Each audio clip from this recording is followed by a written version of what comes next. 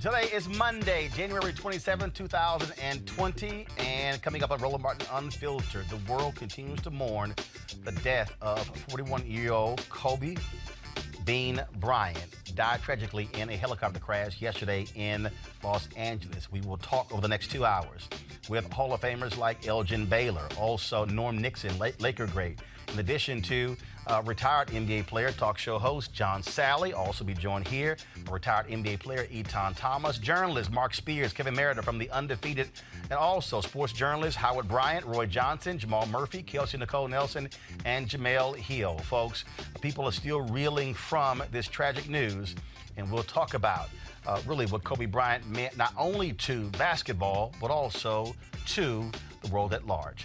It's time to bring the funk on Roland Martin Unfiltered. Let's go. He's got it. Whatever the biz, he's on it. Whatever it is, he's got the scoop, the fact, the find. And when it breaks, he's right on time and it's rolling. Best believe he's knowing. Putting it down from sports to news to politics. With entertainment just for kicks, he's rolling. It's on go, roll, y'all. It's Roland Martin.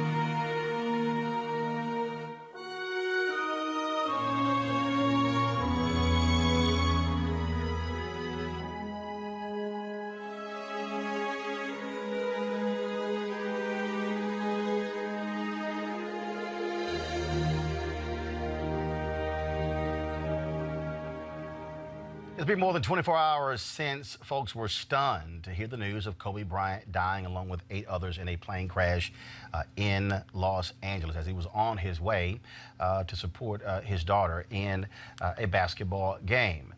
He, along with his 13-year-old daughter, Gianna, died Sunday in that helicopter crash in the L.A. area. 7 other folks were killed, according to the Los Angeles County Sheriff's Department. Those folks include John Altobelli, the head baseball coach at Orange Coast College in Costa Mesa, California, who played baseball at the University of Houston. His wife, Carrie, their daughter, Elisa. Also on board was Peyton Chester, a 13-year-old basketball player, and her mother, Sarah. Also, Christina Mauser, also a coach, was killed, as well as a pilot, Ara Zobayet. Now, according to police department spokesman Josh Rubenstein, they took off under foggy conditions in Calabasas, California. Visibility was so low Sunday morning that Los Angeles police, they grounded their helicopters, which normally fly every day.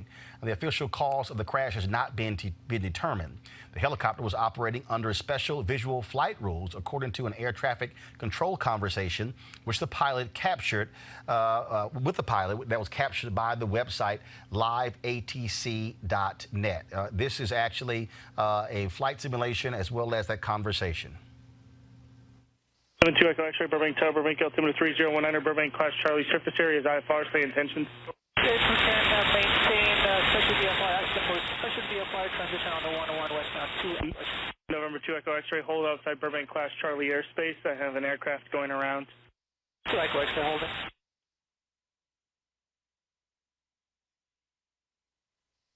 It's going to be a little bit. I got a citation on a 9-mile final, and then that go around that I just had is going to be turning base to final in about 3 minutes. Okay, we'll continue holding 2 Echo X-ray. November 2 Echo X-ray, and for your planning purposes, you can expect to transition to the north side of the airport. I just spoke with Van Nuys on the line, and they've got multiple IFR departures coming off of runway 16, so you can expect to follow the 5 north and cross that way. 2 Echo X-ray, no problem. 317 Pop-Up Burbank Tower. You can expect a few minutes. I got a special VFR helicopter I need to get transitioning. He's been holding for about 15 minutes. South, northwest, follow the 5 freeway, maintain special VFR condition at or below 2,500. Maintain special VFR at or below 2,500, I-5 northbound 2 Echo X-ray. Number 2 Echo X-ray, roger, and you're cleared through Burbank Class Charlie surface area from the southeast to the northwest. Copy that, we'll maintain special VFR, copter 2 Echo X-ray. X-ray for your transition to Camarillo, did you just want to follow the 118? 118, and then we'll look around Van Nuys to catch the 101 2 Echo X-ray. Number 2 Echo X-ray, roger. Number 2 Echo X-ray, continue following the 5 northwestbound to join the 118, and then Van Nuys will work you through. Radar service is terminated. Remain that squawk. Contact Van Nuys helicopters 119.0. 2 Echo X-ray, switch you to Van Nuys. Van Nuys helicopter 2 Echo X-ray with you for the special VFR transition. We are currently at 1400. Helicopter 72 Echo X-ray Van Nuys Tower. Wind calm, visibility 2 1/2, ceiling 1,100 overcast, Van Nuys altimeter 3016. Cleared into Van Nuys Class Delta, northeast of Van Nuys along the 118 freeway westbound. Advise when you're in VFR conditions or when you're clear of the Van Nuys Class Delta. Transition at or below 2,500, permitting.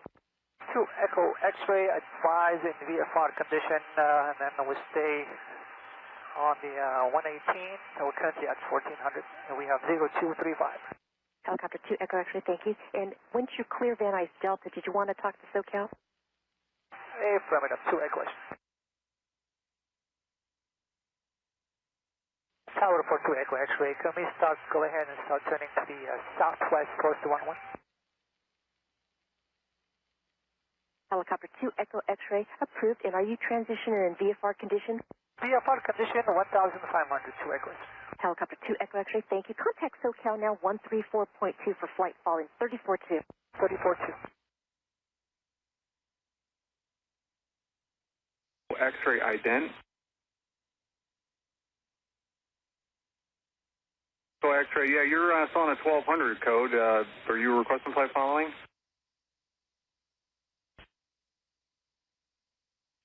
Two Echo X-ray, what do you say intentions? 2 Echo X-ray, you're still too low level for flight following at this time.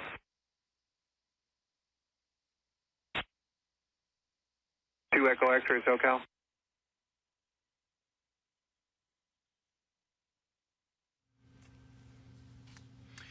A witness in an interview with Extra TV talked and described those final moments, what he heard and then what he saw. Here is that conversation. You expected, tell us what you saw, what you heard, and then what you did. I didn't see much. I finished up my preparations for a rehearsal before services, came out to get my earphones in the car. I was standing in the parking lot. This is about 9:43.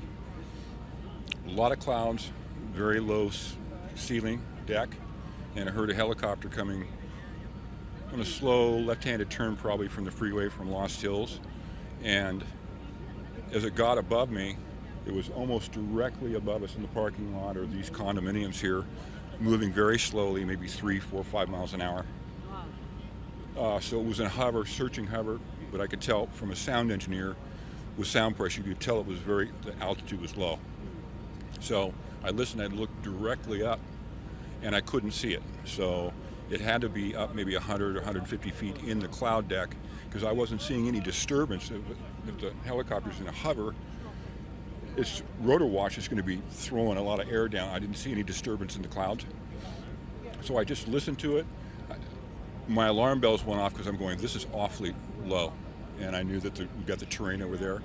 He hit it off on an easterly track, went right over the Los Virginia Water District building right there, and still in that little bit of a left-hand turn, and about 20 seconds later from when it was here, heard the impact. What did the impact of the helicopter sound like to you? It was not very loud. You could hear the crushing and collapsing of fiberglass, plexiglass. I did note the thing that stuck in my mind is when it impacted, the rotors stopped literally immediately. There was no secondary. The rotors weren't like breaking off and hearing things fly off. It just all stopped. So, however the impact happened, it ended very, very quickly. I hope that the occupants didn't suffer because it was very, very quick. Because it went silent within just a thump, and no explosion in the sky. I was not in a visual standpoint because of the trees in the building.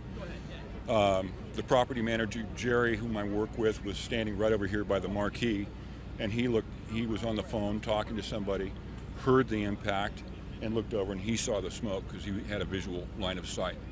The clouds were low enough that the helicopter went in basically right at the cloud line. He must have just come out of it, but he flew probably straight to the hill. That's why I think he went in rotors first, because everything just immediately stopped. And then what did you see after that? Was there smoke? Were there flames? Once I immediately pulled out my phone, called 911 within 45 seconds. I was on with dispatch. They transferred me to fire department dispatch.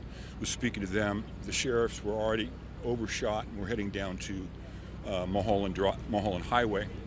And I said, they're going too far. It's not at Mulholland.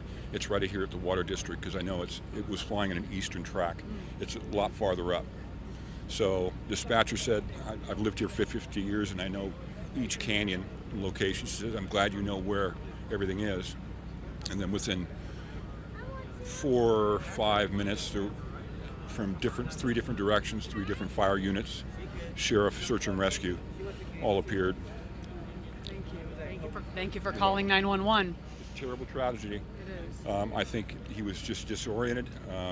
I didn't hear any malfunctions on the aircraft. Apparently, Kobe's helicopter was a twin turbine, so he had power, and it sounded like he was in control because it was in a slow. It's hard to control a helicopter when you're in a hover or a slow. You've got to have command of the aircraft. So I think he just was disoriented and he did not know where he was. So I came out here about 2 hours, 90 minutes after it happened. It was still foggy. Yeah. There was no blue sky. Is that usual to see that kind of weather out there? I met one of the residents who's lived here for 17 years. He said all the time that he's lived here, right in this condo here, he says he's never seen the clouds or the fog so dense or so low. Really? The music director that I work with was coming up from Montanito, halfway to Malibu from here, 4 miles away. He said there were no clouds where he was. So apparently we have these, these local little microclimates, and the property manager, who's been here for 10 years, says this particular little bowl here has a tendency to generate a lot of clouds and fog from time to time. Thank you for watching. If you want more. Again, that was courtesy of Extra TV. Of course, front pages all across the country gave an indication, again, how significant this loss was. This is the front page of the Los Angeles Times. Kobe Bryant dies in crash. Other newspapers, the New York Daily News, a photo of Kobe, but also one with his daughter as well. Also, this is the Hispanic newspaper there in Los Angeles that also focused on Kobe Bryant. New York Post, you have Philadelphia Inquirer. This, of course, the hometown of Kobe Bryant, where he was born. His dad, of course, played basketball in the NBA in Philadelphia as well. The Los Angeles Daily News. The LA Times also had a special section dedicated to Kobe Bryant today. This is the Tampa Bay Times. Again, front pages all across the country as media outlets shocked by the news of the death of Kobe Bryant. This, of course, the Wall Street Journal. Very rare, of course, you would have sports stories on papers like the Wall Street Journal make the front page, but Kobe Bryant simply was not an NBA star, was more and beyond just even an NBA legend, was a world icon. And so folks have been reacting in so many different ways. Yesterday, as news broke of the death of Kobe Bryant, the Los Angeles Lakers were actually flying back from Philadelphia, where they had played, and helicopters captured this video of LeBron James on the tarmac as soon as they landed. Quite emotional because you guys can go and roll the video. The night before, he surpassed Kobe Bryant in terms of most points ever in NBA history. And so when you see this video, you'll understand, again, the emotion of LeBron James in terms of, his reaction. The players were stunned. He was greeted by folks on the tarmac, hugging. You can see him noticeably sobbing. So many other people. So, guys, let me know when that video is ready. I want to introduce our panel. Joining us in studio, Etan Thomas, a retired NBA player. He joins us. Kevin Merida, of course, he leads the Undefeated, a sports site by ESPN. On the phone line is Mark Spears, longtime NBA writer who also writes for the Undefeated. And so glad to have all of you here. Mark, I want to start with you. You have covered the NBA for a number of years. You've interviewed Kobe Bryant many times. And just, can you hear me, Mark? Can you hear me? All right, guys, let me know when we have Mark's audio straight. We'll go to Etan Thomas. Here I go. There you go, Mark. Okay, now I got you. You've covered the NBA for a number of years. You've interviewed Kobe Bryant on many occasions. Just your thoughts on, again, losing someone of his stature at the age of 41. You know, I haven't really been reflecting much on the basketball part. I've been reflecting a lot on the person. He was the most unique basketball player I've ever been around. Extremely bright, knew several languages, was thinking about post-basketball, after basketball, quick-witted. He thought he'd have a master's degree, even though he wasn't educated. He was just a remarkable, cool person who made everybody he spent time with feel like they really knew him and were a friend. And he's just, I'm still trying to process this, man. I think it's not just NBA fans, but the world is, and hasn't really sunk in yet. Kevin Merida and Etan, I'll go to you. You played in the NBA, and I go to All-Star Game every year, and people I don't think really understand the reverence that players have for the game's legends in terms of how they treat them, how they receive them. Every year there's the Legends Brunch, the special seating for legends at the game as well. And so for the public not really understanding that dynamic, but for you, he was also a peer. Yes, I mean, we were part of the same high school class, class of 96. You know, he went on to the NBA, and I went to Syracuse University. And, you know, I saw parts of Kobe Bryant, you know, and that everybody else didn't quite see all the time. You know, you see a lot of players right now pouring out different stories and telling stories of interactions that they had with Kobe Bryant, you know, outside of basketball. And, of course, you could tell basketball stories all day. But, you know, the part that I really loved about him was him as a father. And, you know, seeing him, he coaches his daughter's AAU team, and seeing them with his daughters, and, you know, that clip where he's next to his daughter at a game and they're like breaking down specific things about the game, and she's nodding her head and he's really teaching her, and those are like precious moments. And those are the moments that, I mean, you know how I feel about the you know, the way that black men are portrayed, especially as fathers, especially black athletes. I wrote a book on fatherhood that you were a part of. And everything that he showed was kind of negating that preconceived notion that black men are not part of their children's lives. And he showed quite the opposite. And so he was special. He was much more than just a, you know, tremendous basketball player that won championships and, you know, scoring titles and everything like that. That's all great. But him as a human being and a father and a husband, you know, he was special. Kevin, from a media standpoint, you see this reaction, and I said this yesterday. Probably the last major sports figure in terms of someone on that level. You've seen other athletes who've actually passed away. I would dare say it's probably Dale Earnhardt. But even him being a NASCAR driver, one of the greatest in NASCAR history, this is on a whole different level. And Richard Jefferson said this, and I totally agree with him yesterday. He said the passing of Kobe Bryant is on the level of when Michael Jackson died, when Prince died, when a Whitney Houston died, when a John Lennon was killed. Yeah.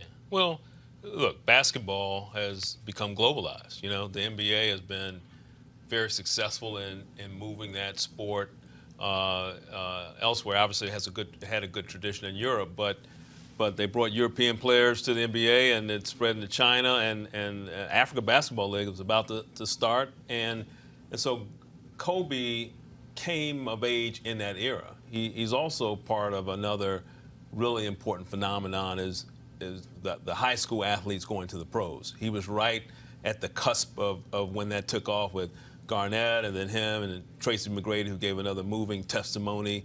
And we saw young players succeeding at a very young age. You know, he was the youngest player to ever play in the league. And I think that people came of age with Kobe Bryant. And it's interesting because, you know, you play in the profession for 20 years, and his accomplishments, 5 championships and 18 All-Star games, and all these things are fantastic. But 20 years, he leaves that sport, and by most standards of careers, is still a pretty young man, you know. Right. But he became an elder statesman in his sport, and so there was the opportunity of people both to come of age with him and then observe him making that transition as an elder statesman at the young age of 41.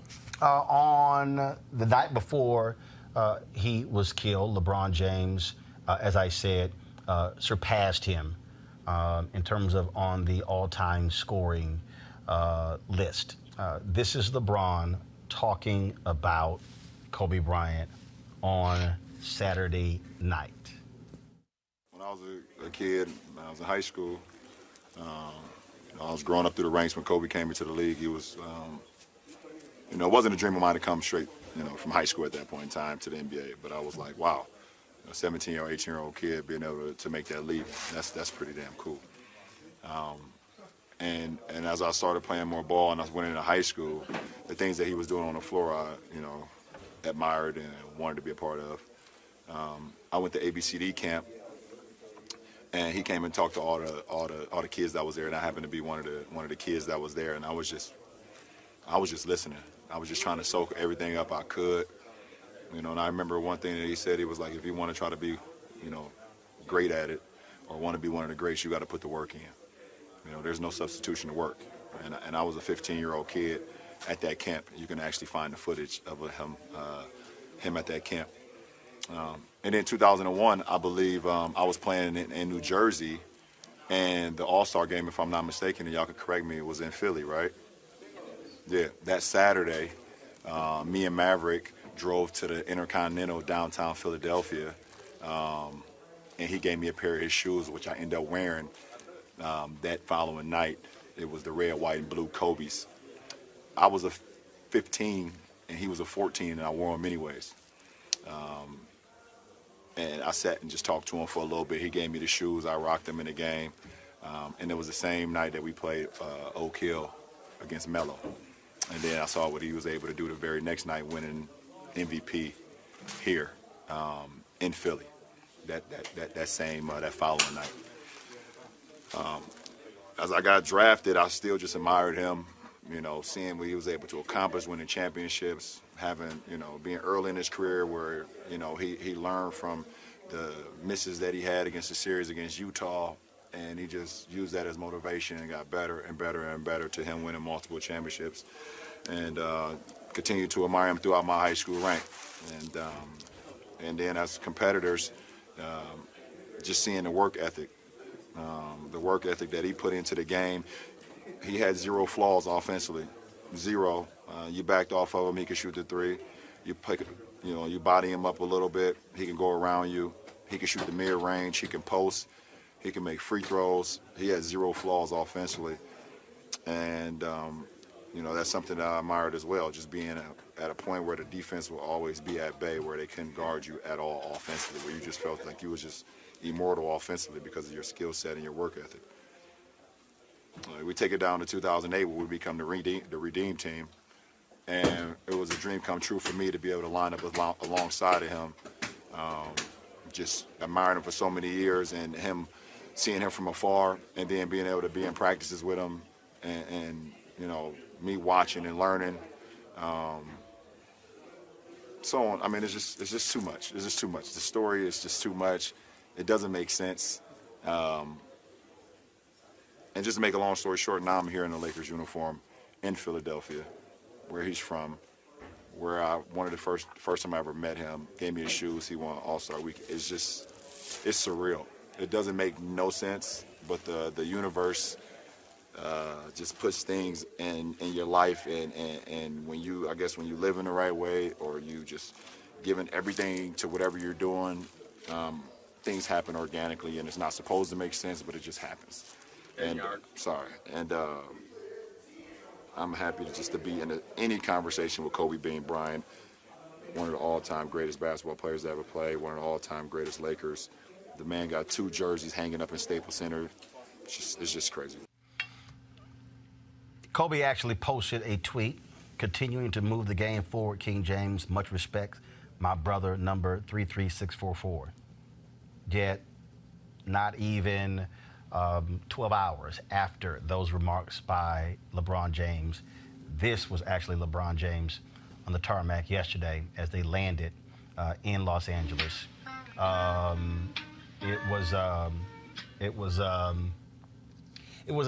was stunning, Eton, to see the reaction from so many players. For a lot of the guys yesterday, they said, I don't know why I even played this game. You saw Trae Young, how he responded, became very good friends with Kobe Bryant. He was his daughter's favorite basketball player, and he talked about the lessons he learned from Kobe Bryant. You had Austin Rivers, who played for the Clippers, and how he talked about the game the Rockets played yesterday, the Denver Nuggets. Many people on social media were saying they were very surprised that NBA did not cancel games because Tyson Chandler, who played with Kobe Bryant with the Lakers, who's now with the Houston Rockets, and it was just emotional, sitting on the bench, just shedding tears. I think people forget that you guys are humans. Right. I think people forget that emotions are real. Loss is loss. Yes, they definitely do. And, it's interesting seeing people's reactions because they don't understand. I mean, as you just see different NBA players telling personal stories about Kobe, I had my own. I mean, after my heart surgery, while I was here with the Wizards, he came up to me right before we played the Lakers, right in the Verizon Center. And as soon as he saw me, he made a beeline right to me, gave me a big hug. He said, hey, I've been praying for you. As soon as I heard that you were having heart surgery, I haven't stopped praying. And I was just like, oh, I appreciate that. You know what I mean? But everybody's telling these different stories because then you have people outside of basketball that have another view of Kobe. And that has been spilling out now as well. And it's interesting because, you know what? You understand social media, you understand people bring up bad things at the worst times and things of that nature. But my response to that was like, it hasn't even been 48 hours yet.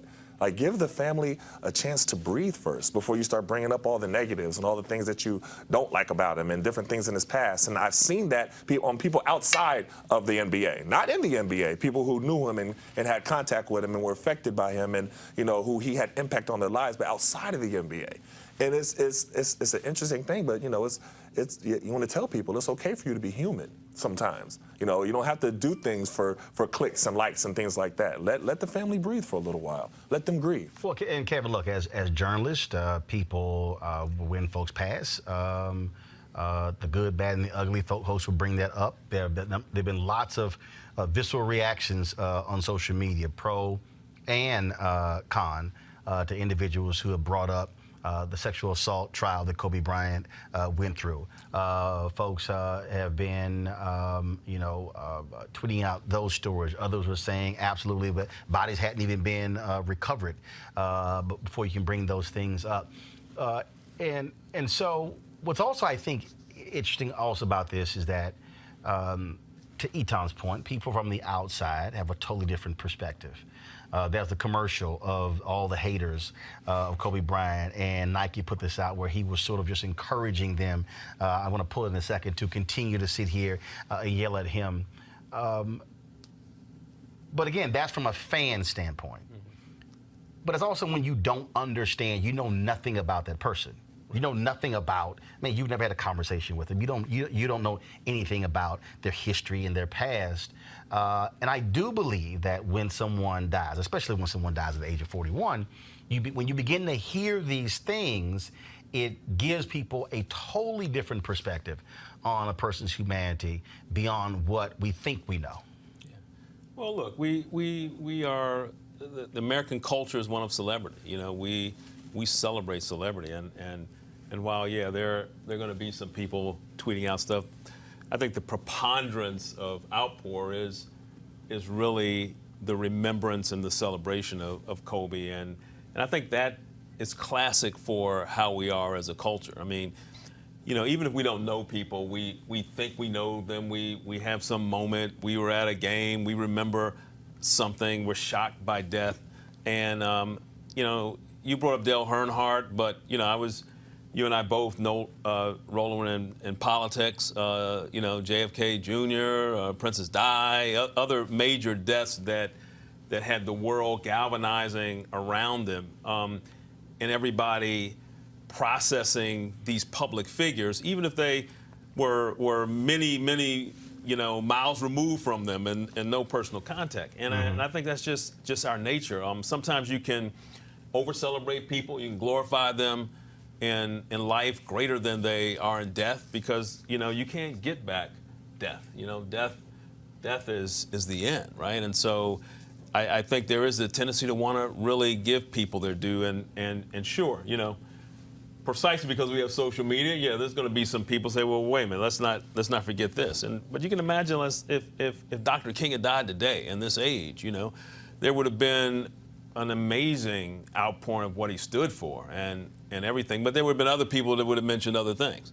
And we can most recently talk about Muhammad Ali. You know, Muhammad Ali died a month after we launched at the Undefeated. You know, it was our first kind of trial by fire of our platform, and I thought we did an excellent job of bringing every single dimension in, because people of that magnitude are worth complexity. They were complex, and they're worth not just looking at through one lens, you know, because we all have multiple identities, you know, not a singular identity. And just as there were a lot of people going back to Ali, everybody were talking about how courageous he was, and some of the same people who, at the time when he was being courageous, people were saying he was a traitor to the country. So a lot of times people come full circle in death with their opinions when those opinions didn't exist in life. And I just think that overall what we know is death is hard to stomach, and it's hard when you've suffered it in your personal life. I'm sure all of us have. I know I have, and you struggle, you grieve differently. But when it's a public death, it's really hard, because there's this tendency to want to say something and to feel like that person is part of you because they took up a space in your life. Kobe is, you know, one of the greatest athletes. He's going to go down not only one of the greatest basketball players, one of the greatest NBA legends, but one of the greatest athletes to play a team sport. I think when you begin to, and we're seeing this, a lot of people, and I remember all the stories when Kobe was playing, and the stories of he's moody, he's selfish, he wants to be the star, the whole deal, the back and forth between him and Shaq, even just a few months ago. I mean, people talk about jealousy and fighting and all those different things.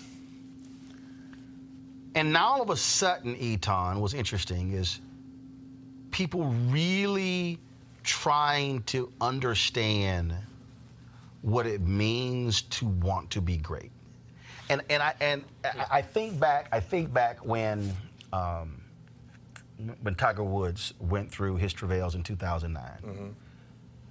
And I remember being on television, being on CNN, and people like, Tiger needs to change, and he needs to talk to the fans more. I said, let me be real clear. I said, I don't watch Tiger Woods on Sunday to see him talking to fans. Yeah. I said, we are going to measure Tiger by, do you win? Right. And I think, now people are seeing this, what happened, the viral clip that went out with him talking basketball with his daughter. Mm-hmm. I just, it irks me to some degree when people don't understand greatness, they don't understand what it takes. I'll tell you this story with the Jeffrey Osborne golf tournament. It got washed out a few years ago. And so, just massive storm came through. And so we're sitting at the table. And one of those moments where you wish there was a camera. Mm-hmm. And I probably had 10 of them with me. But to my right was Ahmad Rashad. Sitting next to him was Eddie Levert. Sitting next to Eddie Levert was Barry Bonds. Sitting next to Barry Bonds was Sugar Ray Leonard. And it was me sitting right here. And we're talking about greatness within our disciplines. And so Eddie is talking about just the intricacies of singing. And then Ahmad is talking about what it requires to be a top wide receiver who should be in the Pro Football Hall of Fame. And then Barry is talking about what it means to hit a ball. And then Sugar Ray is talking about boxing. And I'm talking about media. And so they're asking me about, okay, well, but how did you do that mm-hmm. when you're on television? And then I'm sitting there talking about Eddie. And so it was just this amazing conversation that Barry said something was amazing. He said, I can teach you 2 out of 10 things to make you a good hitter. I can't teach you all 10. I just can't. I have all 10. I can only teach you 2. And it was just, and now people are seeing how Kobe thought mm-hmm. and then what drove him and how he saw things. And people at his level, with no disrespect, simply see it in a totally different way than other people.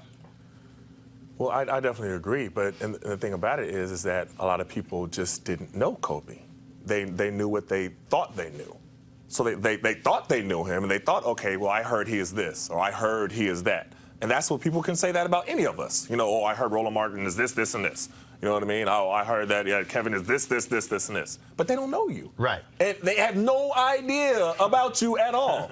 And that's what you're seeing with Kobe. You're having all these people saying all these different things right now, though. It hasn't even been 48 hours after his death. His family is still, they're in mourning. They were still trying to discover the facts as far as, how many people were on the plane. Right, because initially it was 5. Right, and then it was then with the news conference, then we found out the manifest was 9. Right, we were like, oh my God. Then initially it was his 4 daughters were on the plane. Right. Then it was. Then Rick Fox was on the plane. Right, then he wasn't on the plane. Right. I find tweeted like, yo, media people, chill the hell out. I can wait. And that's my problem, because then in the middle of all of that, now you want to have a conversation about his failures, about his shortcomings. You know what I mean? I just don't think that's the time to have that conversation. Now, if you want to have the broader conversation down the line and examine him totally, that's different. But right now, that's like just give the family, and with TMZ reporting it before the family is even notified, that's a whole different issue that I have a problem with. You don't have to be the first person to report something all the time when you're dealing with death.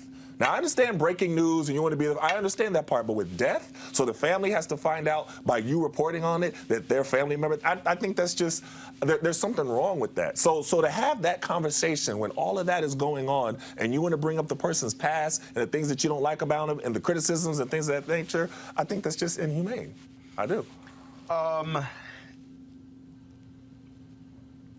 also think, Kevin, this thing is hitting, I think it's hitting differently, obviously, because he dies on a helicopter crash with his daughter.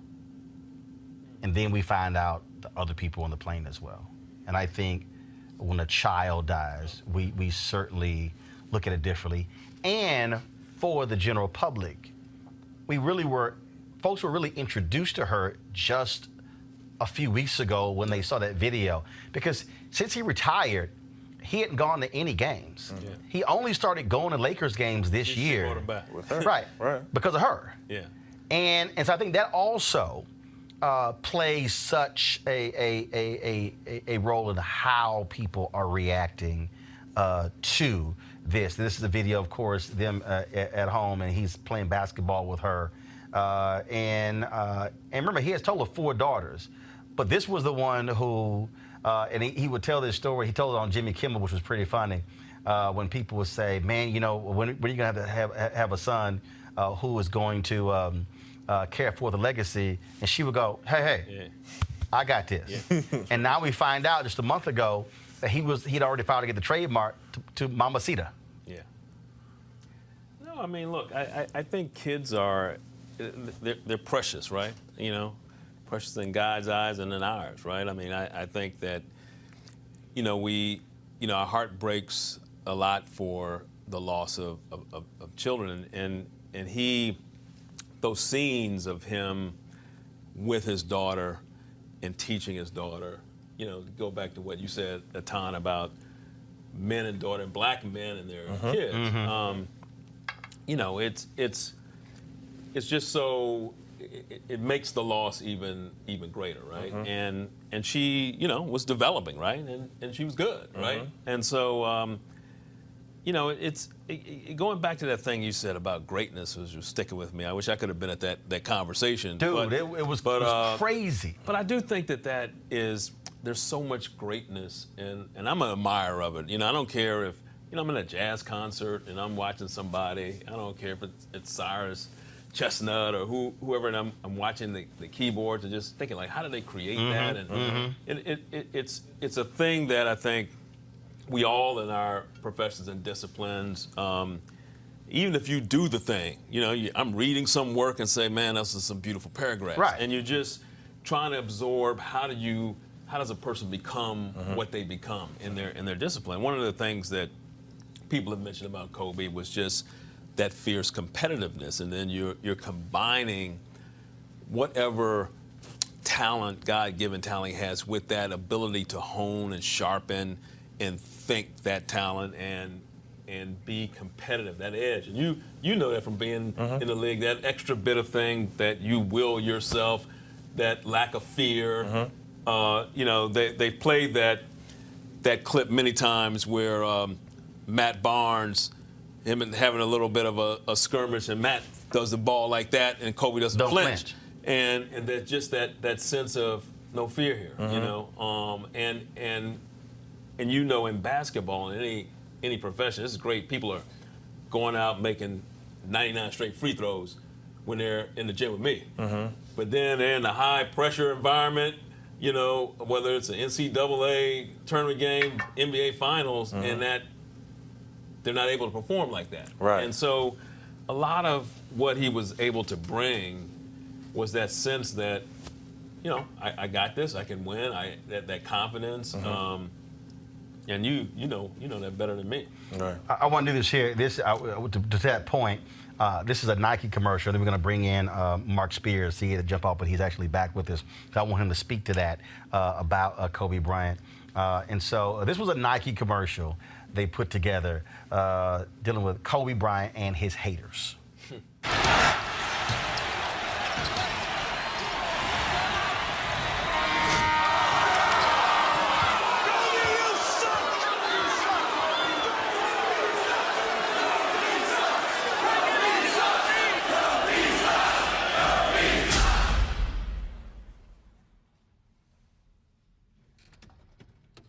I've been hating you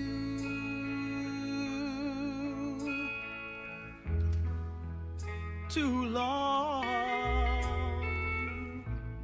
to stop now. You're retiring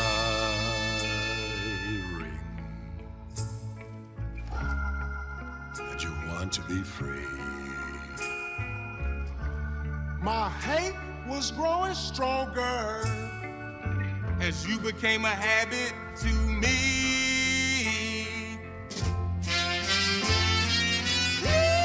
Don't make me stop now. I hate you with all my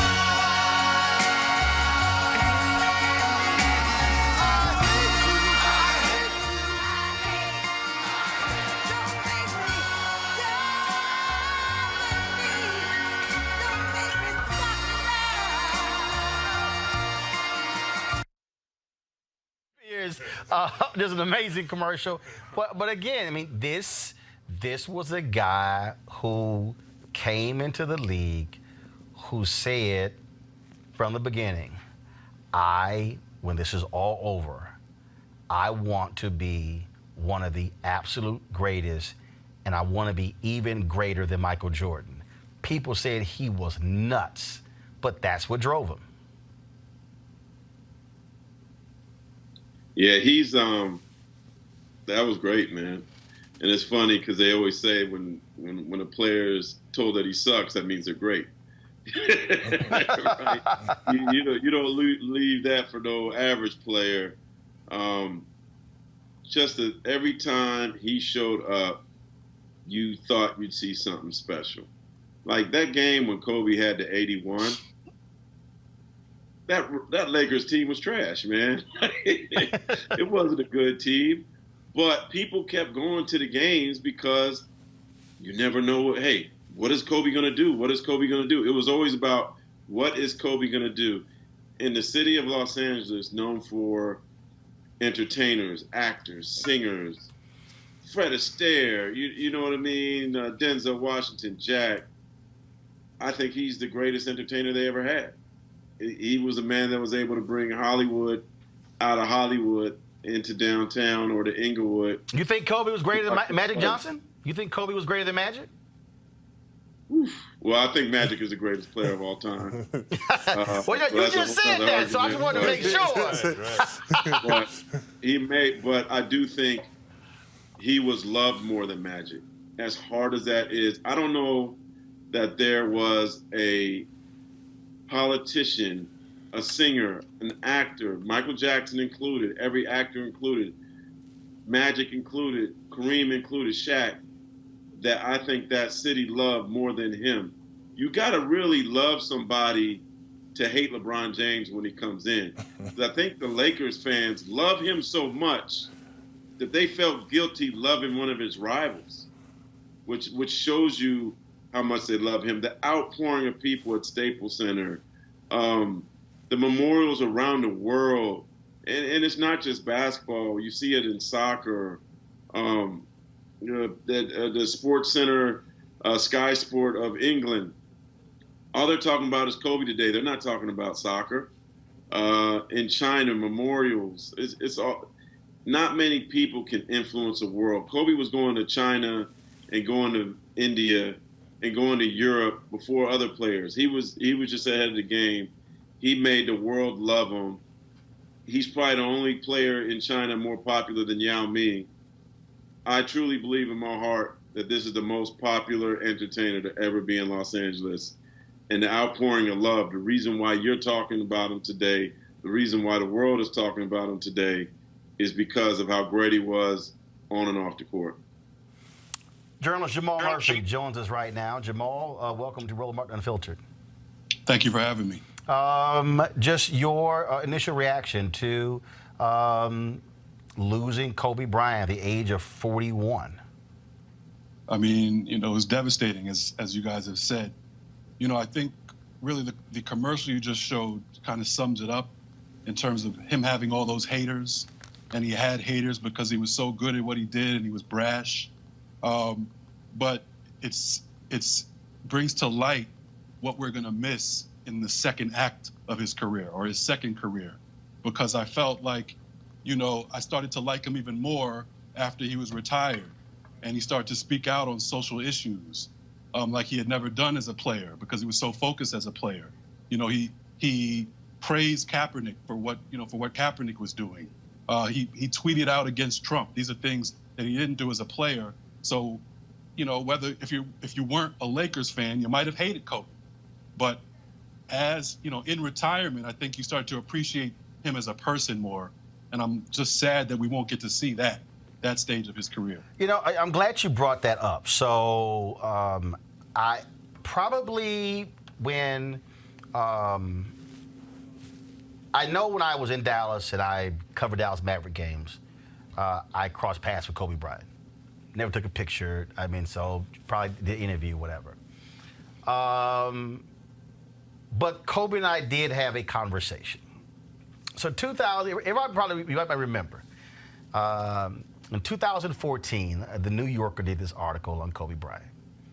And he made some comments about the Miami Heat and the photo that they took in hoodies, paying homage to Trayvon Martin. And a lot of folks don't realize that I had been, obviously, was one of the voices who actually was pushing national media to make this a national story. Was communicating directly with Dwayne Wade and others saying it's important to do something. And then it was after that, D. Wade hit me up thanking me for pushing this issue and pushing players. So when I saw the comments, I then said, because the year before, Jim Brown had made some comments about Kobe Bryant not understanding African-American culture. And I think I put some tweets out, and I said, y'all remember what Jim Brown said? He was right about Kobe. And it was a couple of tweets that I put out. So I'm in Boston. I think I had spoken at MIT, and I'm at the airport, and my phone rings. And it's Kobe Bryant. And I'm sitting there like, I don't know how in the hell he got my number. And I think what happened was him or his people called my office. And my folks did not tell me it, but they told me later, called my office, got my phone number. And so he calls me. And he wants to talk about my comments. Now, here's the deal. I ain't scared of nobody. I've written and went after Oprah. I've hit all kind of people. So I'm like, okay. Like, you ain't the first celebrity I've hit. And so we had this, it was probably about a 20-minute conversation as I was, and the flight was boarding, but I got on last that he finished his conversation.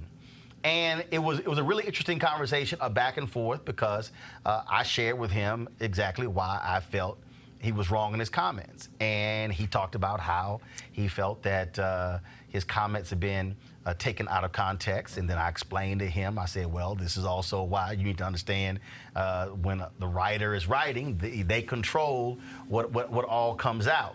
And it was this really interesting conversation, and so he said, hey, hopefully we can get together next time you're out in LA. And Mark Spears, it bothered me that, because the crazy thing is, like, literally in the last 2 weeks, when I went to Ghana, I lost, both of my phones got wet, and I realized my stuff was not backed up. It was a bunch of numbers that I didn't have, or a bunch of numbers that I lost. And I was just checking different names to see if I still had their number, and I had checked to see if I still had Kobe's number. And in the last 2 weeks, I literally said, you know what, we never connected. That was the only conversation we had. I had his cell phone number the whole time. I may have sent him a text or two. But we never connected after that. But it was interesting it was interesting to me, Mark, that he wanted to have that conversation directly with me. And he would have had it with you. And my trick is I always ask for emails, because them dudes change their phone numbers all the time. Very true. Very true. And I want my bosses there, Kevin Barrett. I want him to hear this. I was actually going to email Kobe today in hopes of getting an interview in the next couple of weeks or next month or so about the Hall of Fame, because he's going to make the Hall of Fame, and that's going to be another emotional moment when he gets into Springfield in late August, early September. And I just wish I would have sent that message earlier, just to have a last interaction with him. I often talk to him via email, and as I said, he's a guy that cared about you as a person. I sent him an email when I got the job at the Undefeated, and he knew some of my frustrations before, and he's like, look, congratulations. and bring what you're capable of bringing. I felt like he was my coach, you know, and he was good at bringing things out of people and learning who he was going to meet and beforehand and making them feel comfortable. And anybody that met him and got time with him, you guys know what it's like when you talk to celebrities and they're just passing by and just shaking hands and kissing babies. He hugged you. He gave you a moment. He asked you about you. And, you know, I remember seeing Muhammad Ali doing autographs in Louisville, Kentucky for 90 minutes. I always remember Kobe Bryant giving every person that he met with after a game time, energy, asking them about themselves. It wasn't all about him. And I think a lot of athletes can learn from him, entertainers, singers, people. Jamal, you mentioned what he was doing now. And that's also, I think, also one of the saddest things is that we now don't get to see the second act. He was really focused on his media company. We talk about the Oscar, but also they had just put out a line of books, the studio he was developing, because he also understood how vital it was in terms of who controlled the storytelling. And I think if you look at what he's doing, what he was doing, and what LeBron is doing with media, what Kevin Durant is doing, it's amazing how this generation of basketball players really understand. I mean, stuff that Etan, that you're doing as well with media. They understand the power of controlling the narrative. Yeah, no question about it. And, you know, Kobe especially, he was very careful with what he said to reporters. You could tell he was guarded, as a lot of great players are. And, you know, for him, and you could tell once he was retired, he opened up and he decided to tell his story more. And, you know, he brought his daughter into the mix in terms of opening up and allowing people to see what she was doing and that she was going to carry on his legacy. And he was very hands-on with everything he did. So, yeah, it's clear that he was trying to take control of his own narrative and write his own story in the second half of his, you know, in his second career. And like I said, I mean, he had a great career with the Lakers, 5 championships, an MVP, scoring titles. But personally, I feel like he could have been that and more, you know, after his career. This next career here, I'm just so saddened to know that we're not going to see that second act because the beginning of it was so promising. Etan, Tracy McGrady said on ESPN that Kobe said he wanted to die young, that he wanted to be immortalized, that he wanted to be known in even greater terms than Michael Jordan. It is still interesting to me that he had this fixation, I guess akin to Ali saying I'm the greatest, of wanting to be known as the greatest. Well, you know, wanting to be the greatest and then working to be the greatest are two very different things. And he worked to be the greatest. When you talk to different people who played with him, you know, we talk about his unbelievable work ethic, how they would have, you know, these long 2-hour practice or training camp, and he would come right back for a third practice, you know, after 2 days because he wants to perfect something else. You know, I played with Michael Jordan for 2 years. So, you know, then after playing with Michael Jordan, then seeing Kobe, I was like, wow, he really patterned his game after him for real. You know what I mean? So much to where how he walked, how he talked. Like it was weird when you're with somebody every day and you see somebody else that looks just like them and moves like them is kind of eerie. But you know that's who he was. But I wanted to mention something back to what you said about the activism. I do a lot of work with Emerald Gardner, who is Eric Garner's daughter. And interviewed her in my book, We Matter, Athletes and Activism. And she talked about what it meant to her to see Kobe Bryant wear the I Can't Breathe shirts after her father was murdered. And she said not only just him, but the entire Lakers team. She's talked about how much that meant, because a lot of times people will say, well, what is wearing a T-shirt? Is that really activism? What does that really do? You know what I mean? They were people who are trying to downplay what current athletes are doing in the realm of activism. But when you talk about the people who they're wearing it for, like the family members of Eric Garner, she talked about how she felt that they were finally heard, that somebody was speaking out for them, that somebody was there, representing them and saying that this isn't right. And she talked about how, you have your loved one murdered, and then you go on TV, and then you look on TV and see everybody justifying why he deserved to die. So having an athlete coming out and saying, no, he did not deserve to die, and taking a stand like that, how much it meant something. And she talked about that with Kobe Bryant specifically. Kevin, I don't think people also understand, like, stuff that LeBron has done. He's done a lot of stuff. And people say, well, Kobe started issue with homelessness and other issues he started dealing with after his career. Because I don't think they understand that when you have a quest to be the greatest in your career, it's a laser focus. I mean, there are videos where he's talked about why he was flying in helicopters. Because he also was talking about the amount of time he would be sitting in traffic and know how he wanted to go pick up his daughters from school. Because every 15 or 20 minutes he can have with them, it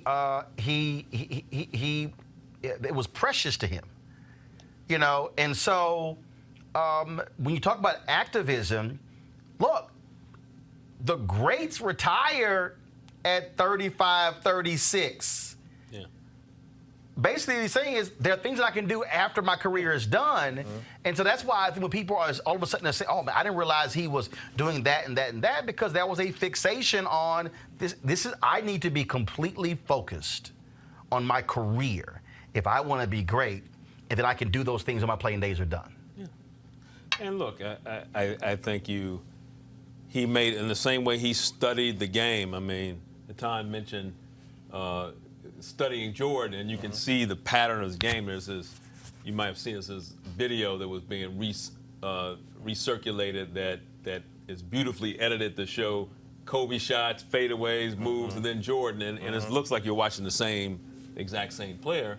And the same way as he went in the media, he's studying other people. He's studying writers and filmmakers. He wants to learn the craft that will give him the inspiration and also the knowledge to be great in that next realm. I mean, to win an Oscar after like 2 years after you started doing it, and even if it's just about getting with the right people, to be able to make your animation, it shows a certain kind of precision and intellect, And I remember watching Dear Basketball. I think the first time I saw it was performing live.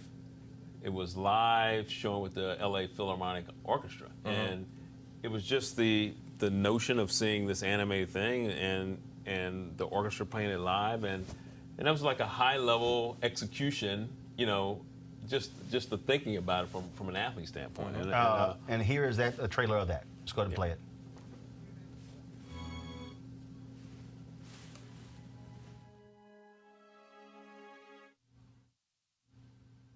All right, guys. Let me know when we have the trailer of that Oscar winning short ready.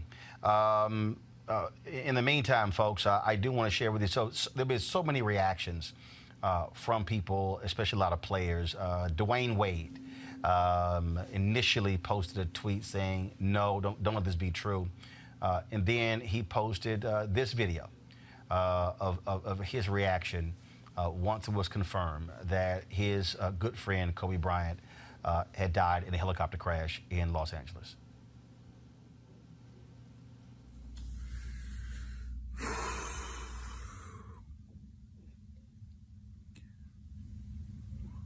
Today is one of the saddest days in my lifetime. It seems like a bad dream. You just want to wake up from. It's a nightmare.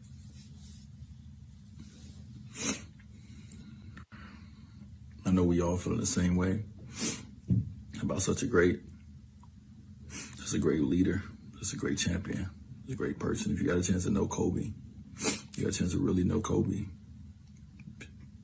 ain't nobody better, man. Emotions are all over the place. These are the moments when you ask why. Here's a video of the greatest scorer in NBA history, the great Hall of Famer Kareem Abdul-Jabbar. It's very difficult for me to put in words how I feel about the loss of Kobe Bryant. As a young boy, I met him when he was 11 or 12 years old. I was friends with his dad, Joe. We were former adversaries. Joe played for the 76ers, but he was a good friend and someone that I shared a friendship.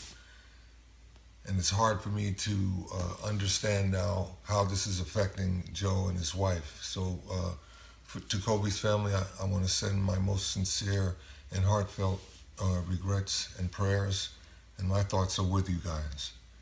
Kobe was an incredible family man. He loved his wife and daughters. He was an incredible athlete and a leader in a lot of ways. He inspired a whole generation of young athletes. He was one of the first ones to leave high school and come into the NBA and do so well, dominating the game and becoming one of the best scorers that the Los Angeles Lakers has ever seen. I had the privilege of being there when he scored his 81-point game, and it was something that I will always remember as one of the highlights of the things that I have learned and observed in sports. Kobe, my thoughts are with you. Absolutely. Rest in peace, young man. This loss it's just hard to comprehend. Go with God. Here are some of the tweets that were also posted. First off, by the Hall of Fame. We can pull those up. First of all, like I say, so many people have been posting videos, have been posting photos, you name it, with their responses. This, of course, right here. Is Kobe Bryant will be a first ballot enshrinement to the Naismith Basketball Hall of Fame class of 2020, expected to be arguably the most epic class ever, with Kobe, Tim Duncan, and Kevin Garnett. Hall of Fame Chairman Jerry Colangelo said Kobe will be honored the way he should be. This is President Barack Obama. Kobe was a legend on the court and just getting started in what would have been just as meaningful a second act. To lose Gianna is even more heartbreaking to us as parents. Michelle and I send love and prayers to Vanessa and the entire Bryant family on an unthinkable day. Wu-Tang Clan. My thoughts and prayers go out to the family and loved ones of Kobe Bryant. Shocked and saddened to hear he has died in a helicopter accident. A man that transcends basketball and sport in general. One of the all-time great athletes. Colin Kaepernick shared these thoughts. I'll remember Kobe as a basketball legend, father and a man. Watching him and Gigi share the relationship with us is something I won't ever forget. My heart aches for his wife, children, and family. I hope the waves of love being sent to his family can ease some of the pain they feel. His teammate, Shaquille O'Neal, tweeted, there's no words to express the pain I'm going through with this tragedy of losing my niece, Gigi, and my brother, Kobe Bryant. I love you, and you will be missed. My condolences goes out to the Bryant family and the families of the other passengers on board. I'm sick right now, and his son had also released that he and Kobe were actually texting that morning before he took off on that fatal helicopter. Magic Johnson, of course, the Laker great, my friend, a legend, husband, father, son, brother, Oscar winner, and greatest Laker of all time is gone. It's hard to accept. Kobe was a leader of our game, a mentor to both male and female players. Whoopi Goldberg, the actress, rest in peace, Kobe, hero to many, including my grandson, extraordinary athlete, and always kind to me and my family. My deepest condolences to his family. John Legend, of course, who performed last night in a tribute to Nipsey Hussle that also turned into a tribute to Kobe Bryant. He tweeted, I'm so sad and stunned right now in Staples Arena, where Kobe created so many memories for all of us, preparing to pay tribute to another brilliant man we lost too soon, Nipsey Hussle. Life can be so brutal and senseless sometimes. Hold on to your loved ones. We miss you, Kobe. And the final one here is Bruno Mars. Tweeted Kobe was a real-life superhero on that court, and I'm sure he was one to his family, sending love and prayers to them. This is heartbreaking. Folks, I'm going to go to a break. When I come back, we're going to talk with Hall of Famer and Lakers legend James Worthy. We'll continue talking here with Eton Thomas and Kevin Merida as well. You're watching this Roland Martin Unfiltered tribute to one of the greatest basketball players of all time, Kobe Bryant, dead at the age of 41.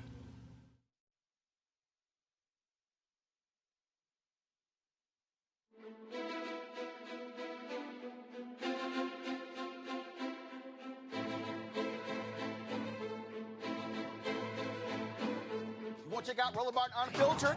YouTube.com/Roland S. Martin. And subscribe to our YouTube channel. There's only one daily digital show out here that keeps it black and keep it real. It's Roland Martin Unfiltered. See that name right there? Roland Martin Unfiltered. Like, share, and subscribe to our YouTube channel. That's youtube.com/Roland S. Martin. And don't forget to turn on your notifications so when we go live, you'll know it.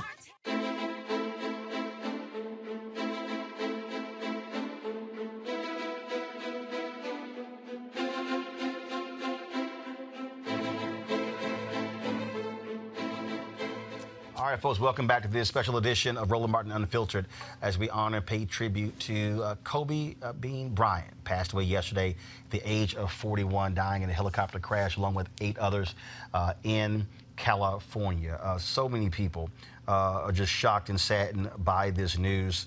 Again, one of the all-time greats of the NBA. Joining me right now is Roy Johnson, columnist with AL.com, longtime sports writer with Sports Illustrated. Roy, glad to have you here. Just your initial thoughts on Kobe Bryant. Well, it was a shocking day, Roland, for many of us, for most of the world, much of the world.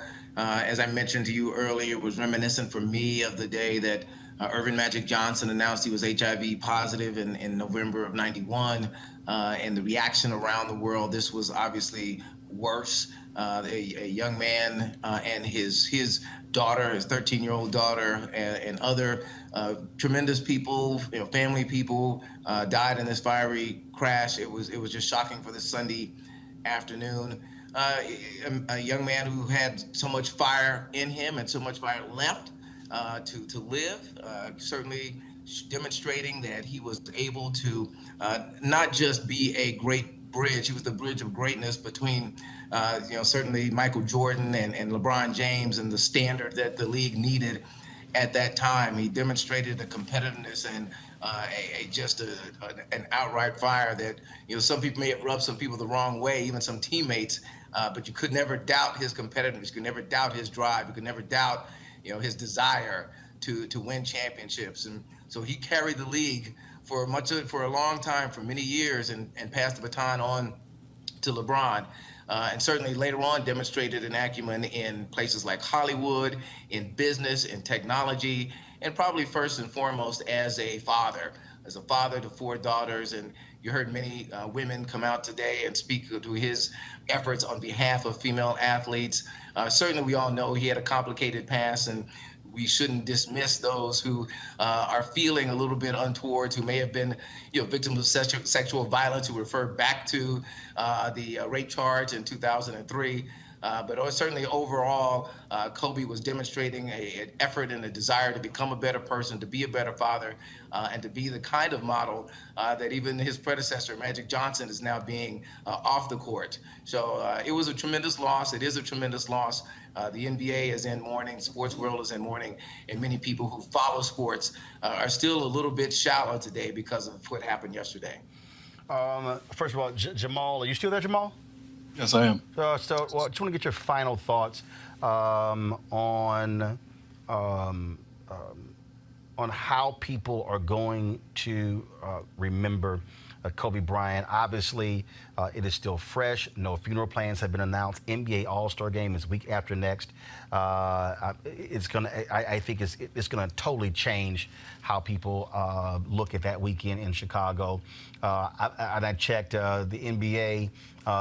February 17th and 18th, there are no games on those days.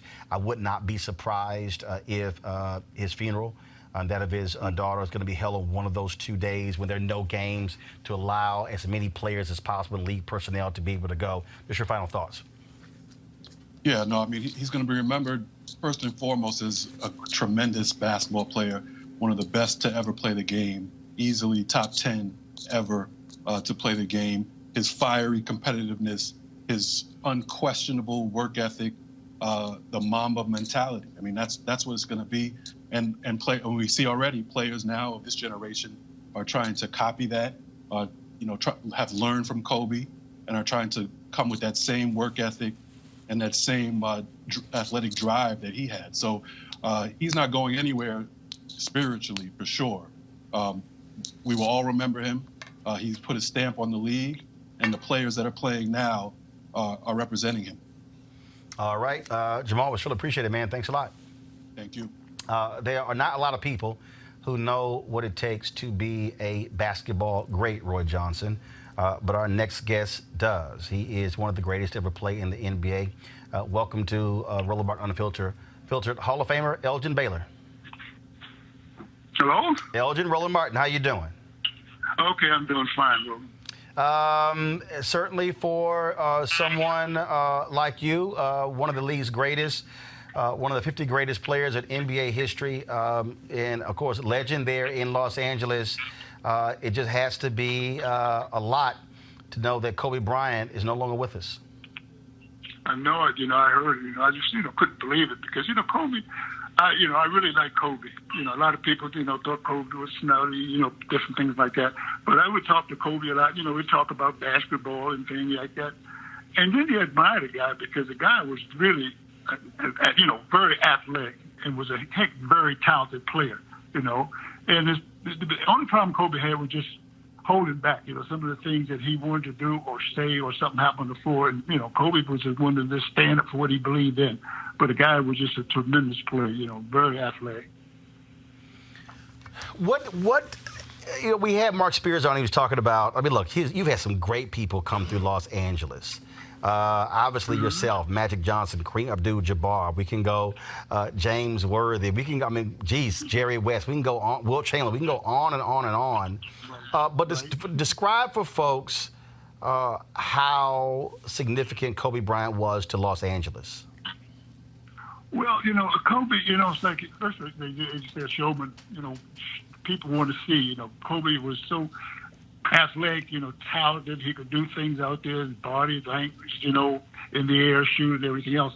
And it was interesting to watch, because when once he got the ball, everybody was just curious. What is he going to do? What move is he going to make this time or that time? And it was fun and interesting to watch. He was, great talent. And people loved him.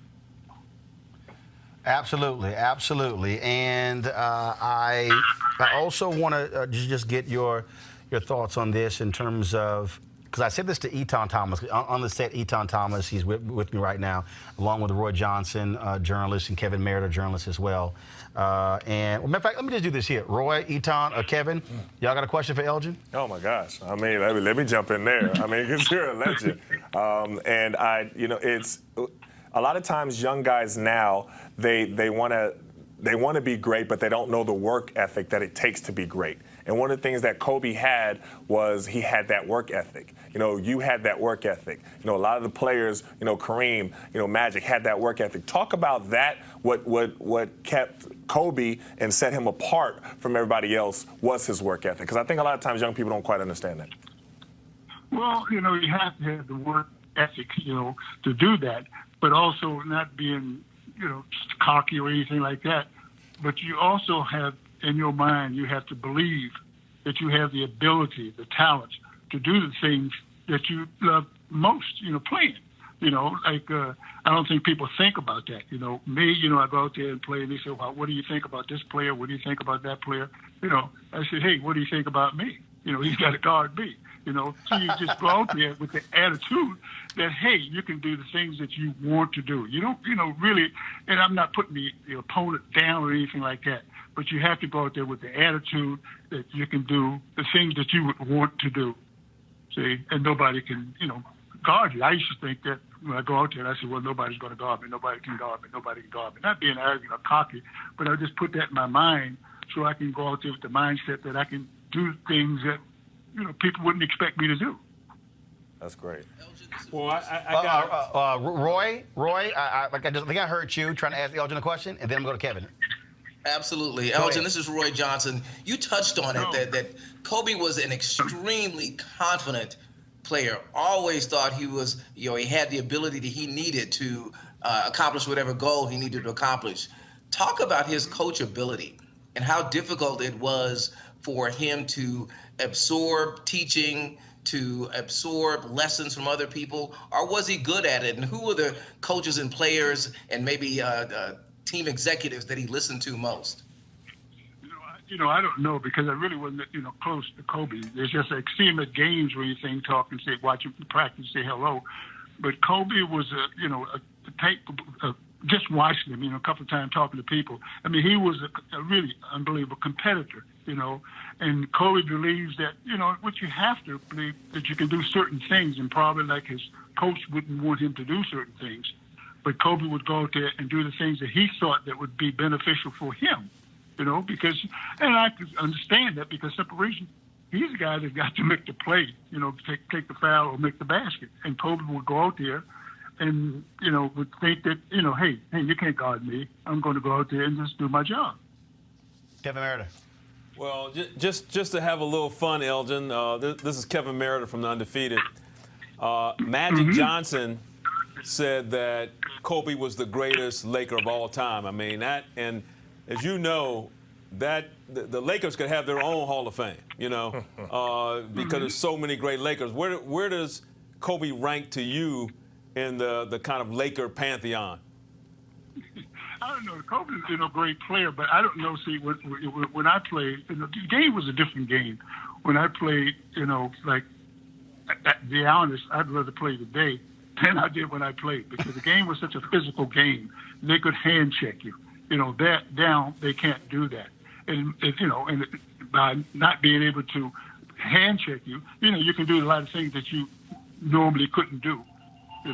If you have, excuse me, the phone is ringing the other way. But anyway, I mean, it's like, if playing then, guys would hand check you. And you have guys that were strong guys, big, good hands, and they can almost guide you and direct you the way they want you to go, position, And so it's different. Once you don't have that, you can do the things you want to do. It's a different era. Different guys are different today than it was when I played. So basically what you're saying, Elgin, I am not going to say he was the greatest Laker of all time. If you carry further, Elgin, if you guys are playing to 11, one-on-one, you and Kobe, with the rules of your era, who's winning that game? If we had to play, what you mean? You and Kobe one-on-one with the rules of your era, who's winning that? No, it would be difficult. It would be difficult. I mean, with the rules that they have and the rules they have now. When I play, guys could with the foul, you give you a foul hold, and everything else. No. What Kevin is asking, Elgin, if you in your prime and Kobe is in his prime, and y'all going one-on-one, you could have took him. Oh yeah. He said, "Oh yeah." See, that's when you know you're talking to a great. When it don't matter what their age is. Right. Yeah, I'm gonna take him out. Yeah, not being cocky or arrogant, but you have to believe that. I don't believe anybody could check me. I had no problem with anybody guarding me. I like that. That's not what Gus Johnson said. What do you think about so and so and all that stuff? I said, what do you think about me? I like that. He's got to guard me. I'm not worried about him. There you go. Elgin Baylor, always, man, good talking to you. Tell your wife I said hello. Okay. Hey, thanks a lot, guys. I appreciate it. Thanks a bunch. Okay. God bless you. That was great. See, look, let's be real clear. That was great. It's like, see, that's also what I think is always interesting whenever you have these conversations. When cats talk about Jordan was the greatest, or Kobe was great, or LeBron. People who never saw Bill Russell, never saw Oscar Robertson, never saw Earl the Pearl Monroe, never saw David Thompson, cats like that. I mean, and so it's always interesting. But yeah, because Elgin in his 80s, like, no, let's be clear. Yeah. Let's be clear. I could have took him. I love that, though. I love that. I love going to the Retired Players Association meetings and the organization and doing stuff with them events. And you hear the older generation talk, and they talk like they take you out right now. Right, yeah. You know what I mean? We got a court out there. That's great. It's great. Spike Lee. This death of Kobe Bryant has been real difficult for him.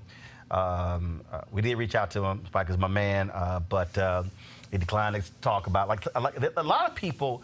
Just so people realize, a lot of people really, it is still raw. The loss of Kobe Bryant. Spike did posted this on Instagram. Go to my iPad, Henry.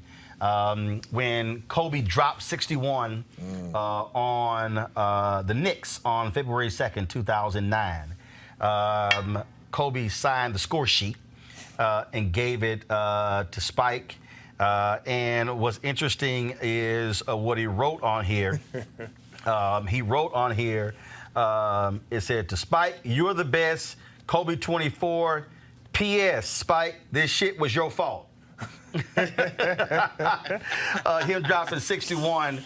Spike also did the film, Kobe Doing Work. And after the game, they recorded Kobe's commentary for this.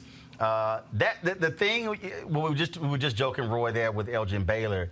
But the thing, like, we'll never forget, when Kobe went up against Jordan, Kobe's whole deal was, I am not scared of Michael Jordan. Mm-hmm. I mean, he went at Jordan like, okay, you want to ball? Let's ball. Well, Elgin said it. I mean, that's what greatness is. Greatness is confident beyond what most of us, other than maybe Eton, really understand. Confidence is unbridled. It is unwavering. And when confronted with more greatness, it only elevates the level of confidence. Right. So when you see those kinds of matchups, you just want to shut out everything else and just watch what greatness does when it confronts greatness. And each time, when each had the ball, they thought that the other was not going to be able to stop them. But if the other one was playing defense, they were like, no, I'm checking you right now. So, those were the great moments when you love to watch, particularly when it was a generational shift, that either the elder did not back down and the youngster wasn't scared. It has been, again, folks, not even, actually about 36 hours now since we actually got word of Kobe Bryant dying in this helicopter crash along with 8 others. So many different players, league personnel, so many people have been just commenting, remarking. One of the folks who played with him and has a ring for it is John Sally. And John Sally joins us right now. You hear John laughing there. John, what was it like putting on the purple and gold with Kobe Bryant sitting across from you in the locker room? Well, let me say, Roland, everybody called me today, and I said no. And then I got a text, and I said yes to being on your show. I love everything you do. I watch you daily. Appreciate Just want to make brother. sure I did that. I appreciate it. The funny thing is, me being a Piston, first, that means I hate everybody else in the league. So putting on that yellow jersey, they don't have white. They play in yellow. And my brother goes, how does it feel having that yellow all on your back? You're a yellow back now, because that's what we used to say, they're cowards. It was sticky, but it felt great. And I was the first to wear 16. I got to be with Cobes when he was 21, 2021. We talked about everything before in the league. He watched tons of tape to the point where the tape he was watching was VHS. They would bring a VHS, set it up in his room, and he would watch players from the past. And he would take something from all of them, as we would say, from all of the masters, and became a grandmaster. He was an unbelievable person, and he said he did everything young. And in the amount of time, 41 years, he got so much done. The thing that we were talking about this earlier, and all these people have their own thoughts based on what they heard and understand about Kobe as a person, being moody, challenging other players, not wanting to listen to coaches, things along those lines. You were in that locker room with him. What you saw up close, what made him him? What was it? It was his desire not to be the next Michael Jordan, but be the first Kobe Bryant. I literally said that to him. I said, so you're going to be the next MJ? He goes, no, I'm going to be the first Kobe. I said, so what do you want? He said, I want to be the greatest player to ever play in the NBA. That was his answer at 20. And arguably, which I have gotten in tons of trouble on ESPN about when I was saying Michael wasn't the greatest player ever. I said, because, time is still going. Great entertainer, great time. Kobe just expounded on everything MJ was doing.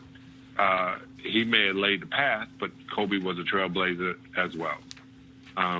From his shoes to his commercials to his court case, to literally, he showed you how to be humiliated in front of everybody, how to do something that put you in a crazy position. He was vindicated, thank God. But then he just kept going on being great in his sport and let all the rest of it fall where it may. Like, have your idea about him, what you may have, but he was a human being human.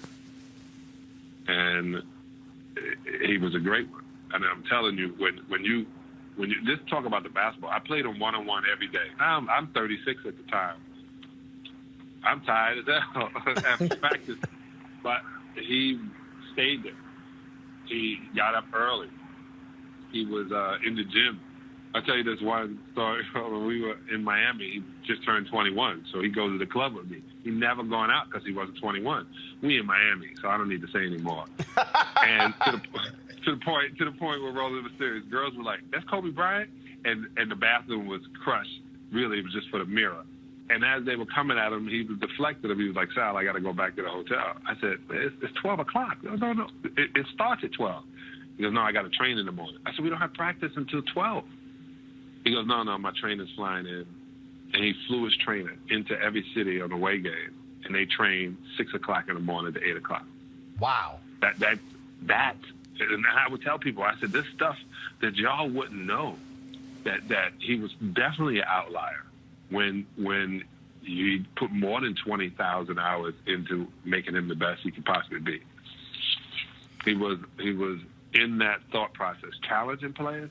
Let me tell you, if you show up to work and the work counts on everybody doing their job and you get to work and you thinking about something else, something you left in the room, something you got to do tomorrow, it's going to make you pay attention to those 48 minutes. Think about how many times he had to take a private jet to a plane, play in a game, and then go right back dealing with not being put in jail forever. Focus. The best focus ever. Got three folks here, Roy Johnson, Eton Thomas, as well as Kevin Merida. Eton, you got a question, John Sally? Well, you know, they all owe me money, too. You know, I like to hear former players tell personal stories about Kobe, you know, pretty much to negate a lot of the negative stories that I've been seeing. We talked about this earlier, and that really irked me that people would use this time to talk negatively about someone that just passed. But could you share a personal story that you've had with him, this that people don't know, another one that is a heartwarming story, that why he is such a special friend off the court, you know, outside of basketball? All right, so I went to the studio with him. Some people didn't think he could rap. I thought he could rap. I went to the studio. He can play basketball. He can rap. Kid did it all. And, you know, I'm in this unbelievable fraternity, probably the best fraternity on the planet, Omega Psi Phi Incorporated. You done lost your damn mind. You know that's a little youth group. If you ain't an alpha, you an imposter. Go ahead. Go ahead. You can tell by the greatness. But listen, and his brother-in-law was an Omega too. And as a brother said, there's a word we use in Omega, it's called discretion. And I was like, word, he taught you something. That's good. And so Omegas have discretion? Shocking. Go ahead. I'm sorry. Go ahead. And he pointed, and he was pointing at Vanessa. And I said, well, hey, he goes, yeah, that's my girl. I go, what? When you got time? He goes, yeah, man, you know. He said, that's it. I'm going to marry this girl, man. This is it. I said, man, come on. You just turned in 21. Don't give up your 20s. Take it from somebody who's been married 26 years. Keep your 20s. He was like, nah, that's my wife right there. She's going to have my kids. We're going to have an unbelievable family. He said, yeah, that's the one. At 21, he knew this. This kid would literally come in, and I asked him, I said, why'd you go pro? Why didn't you go to Duke? Why didn't you do any of that stuff? He was like, I wanted to play against Michael. I heard he was retiring. I wasn't going to have a complete career unless I played against the guy I looked up to. Which was funny because he looked up to his father. Everybody needs to know that. Jelly Bean was his hero.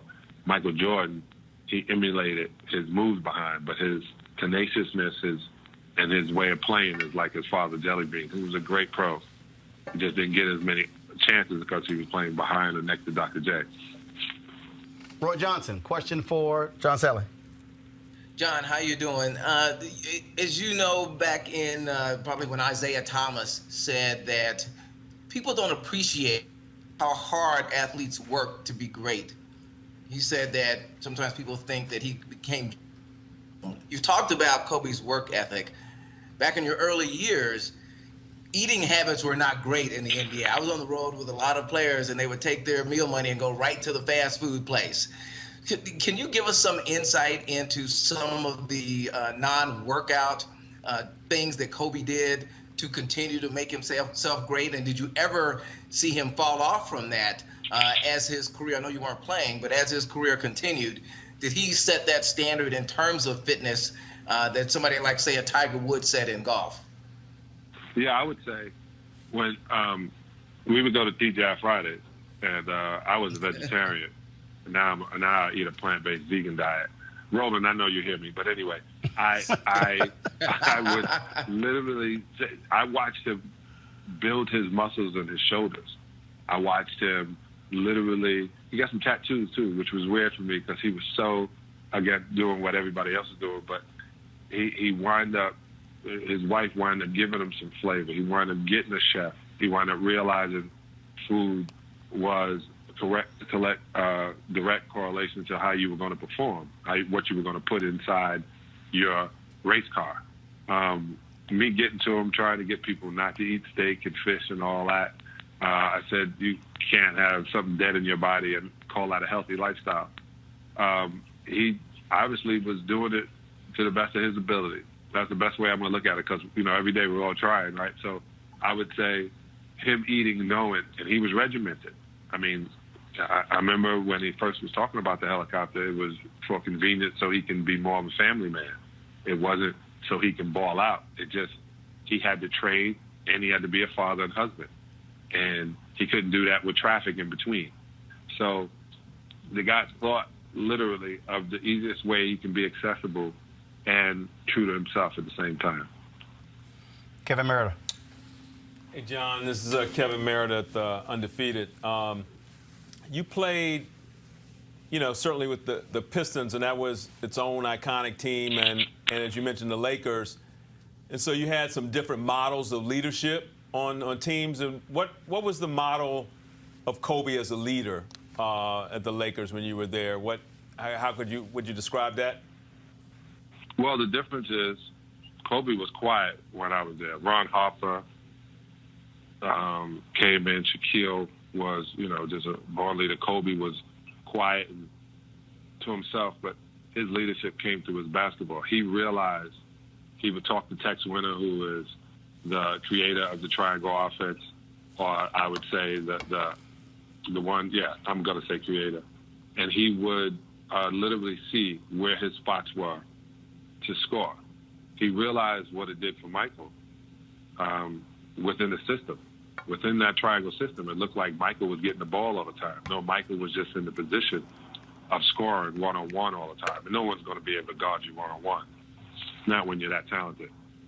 So I would say his leadership was, we knew Kobe was the man, and he didn't have to say it.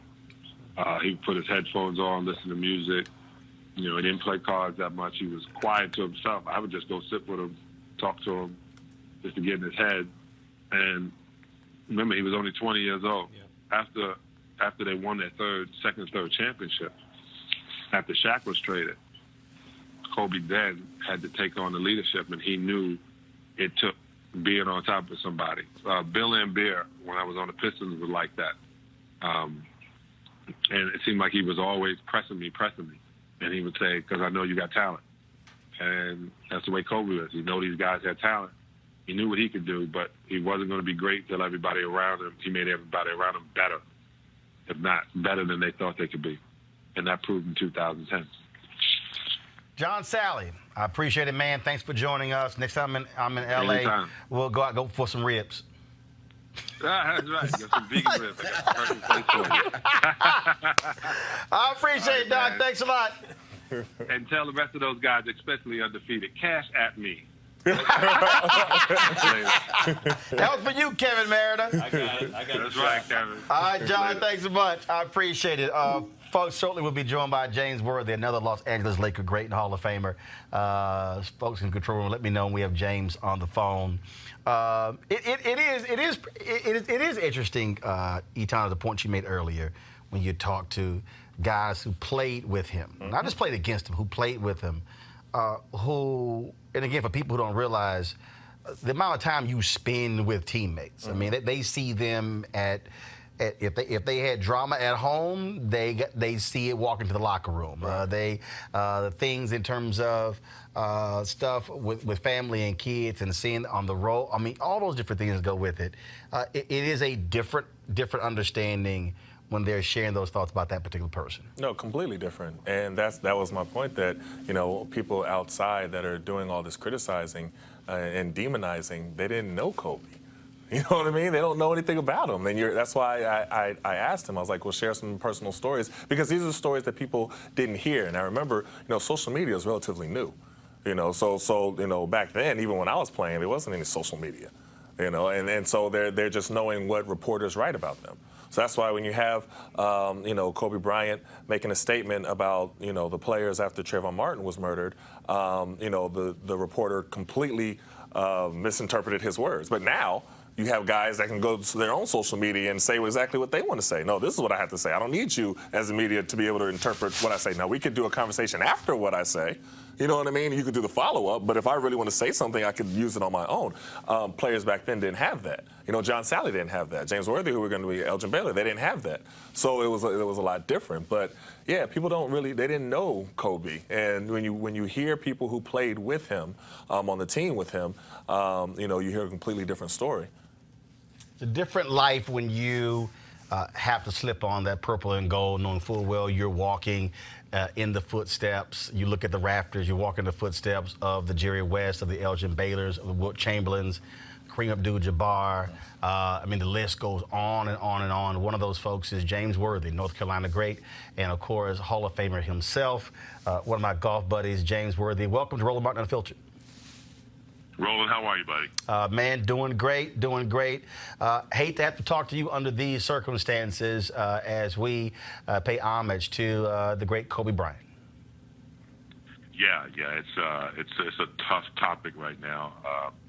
You know, unexpected death that happens so quickly and so suddenly, and it happens to someone that you watched grow up over the last 21 years. And, you know, his daughter, Gigi, who they had a remarkable relationship as she was starting her journey, trying to learn the game and be like her dad. And then, of course, the other families involved in this tragic situation. It's just something you don't expect. But something you do have to accept and acknowledge and move on. You know, when we had Elgin Baylor on earlier, and obviously one of the 50 greatest in NBA history, Hall of Famer, you a Hall of Famer. Just share with the public what you have to do to be great, what you have to go through mentally and physically to be one of the greatest to ever play the game. Yeah, I think once you set your mind, as did Kobe. I mean, Kobe had a vision, and he followed it. And, you know, once you set that goal, I mean, you have to set that seed in your mind that no one's going to deny you that opportunity. And followed by that is a remarkable, you know, discipline and commitment to the craft and sacrifices. You know, when you're in high school or college and everybody else is at the mall or, you know, hanging out or partying, you have to make that sacrifice to really, you know, enhance your game. And Kobe did that. He sought out the best, and he tried to defeat that. Michael Jordan was like that. Another assassin type player, and Kobe just took it to the next level. I mean, not only did he want to be the best, he wanted to break records and dominate. And so he had a really good percentage of time doing that throughout his career. Did he come to you to pick your brain? He did. I remember Kobe as a rookie, and I was also a rookie, Roland. I was a rookie in the broadcast business, and I remember my first interview with Kobe, and he was, yes, sir, no, sir, Mr. Word, and I had to remind him that he didn't have to do that. And then I watched him, really start to hone in on his craft, and then later on, about his 8th year, he called me, and he wanted to pick my brain because my specialty was footwork down in the post, and I didn't see where I could enhance his game at all. But he wanted to pick my brain on certain things that he was trying to do. And then later on, when Byron Scott was coaching and I was helping Byron with some of the big men, again he would call on you to try to pick your brain about stuff that he was already great at.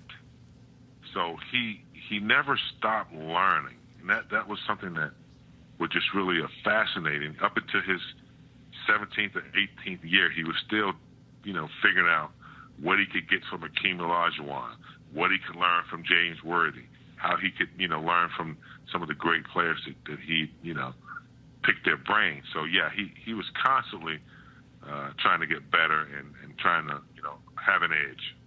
I'm joined here by Kevin Merida, Etan Thomas, Roy Johnson. Each one of them got a question for you. Kevin, you go first. Well, you're one of the legends, James. Magic had said earlier that he thought Kobe was the greatest Laker of all time. I wonder where you saw Kobe and how you evaluated him in the Laker pantheon, because you guys got your own Hall of Fame. Yeah. For a long time, man, Kareem's been my guy. When they said who's the best player ever to play in the NBA, Kareem, 4 years of college, academic All-American, 3 years of varsity and once on the JV when freshmen couldn't even play on the varsity. But I remember when Kareem came here from Milwaukee.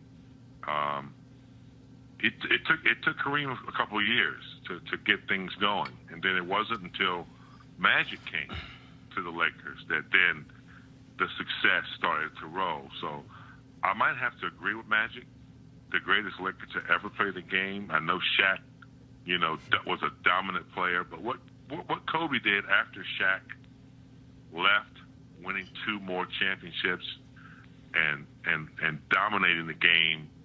The way he scored, the way he was viciously dissecting people, 81 points against Toronto, 60 points somewhere else in New York. So I'm going to have to agree that he's been the greatest Laker in a Laker uniform for what he's been able to achieve as far as Etan. Mr. Worthy, this is Tom Thomas. First of all, my wife is a huge fan. She grew up in L.A., in Inglewood. She wore number 42 at Syracuse because of you. So just to, I have to tell you that. But I wanted to ask you, you've been there for Magic as a leader, for Kobe as a leader, and LeBron as a leader. And if you were comparing their leadership styles, is there a common thread in their leadership, or are they completely different styles? Well, first of all, Etan, we love everything that you do, man, post your career. You're a conscious brother, and you keep it real, and we support everything that you do. I appreciate that. But Magic was a leader.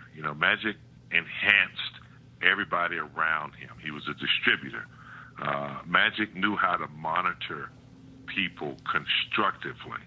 I remember when I was going through a shooting slump, and I needed some extra shots. Well, I'd come into practice early, and instead of a ball boy, throwing me balls or throwing me back my rebounds, Magic would be out there.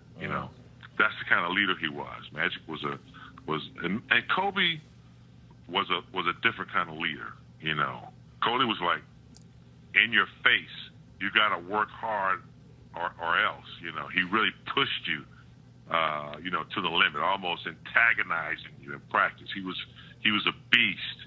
You know, if you were weak, he would just trample all over you and wouldn't give you. You know, that's the kind of leadership he was. You know, I'm going to trample over you, and then you follow me. You know, he expected excellence. You know, if he was working hard, he expected you to work hard. Different kind of leadership. LeBron, similar to Magic in a sense, distributor. You know, enhancing everybody else around him. Think pass first, kind of a leader. So they all have leadership qualities. Kobe's was, if you're not ready, then your ass is gonna get left behind, or I'm gonna run over you. He was just that kind of assassin, night in and night out. Roy Johnson. James, we've talked a lot about Kobe's greatness on the court, and I'm interested in his evolution off the court. You played with Magic, and you know that Magic was preparing for his post-career from the day he arrived. He would pick people's brains if they're the people who were sitting courtside. If he ran into you in an airport or someplace like that, he was always picking the brains of smart people and successful people. You were able to observe Kobe for most of his career. When did you start to see that greatness begin to translate off the court? And did he share some of the same traits and strategies of Magic and other Lakers by really immersing himself with people who were coming to the games and picking their brains about how they achieved success? Yeah, Kobe was a quiet gatherer of assets and information. You know, I can't think of any athletes that upon his retirement goes out and wins an Oscar. That just doesn't happen. And, you know, I had an opportunity to go down to Orange County once and do a one-on-one interview in his office. And Kobe's up at 5 o'clock, you know, every morning. And he's in his office.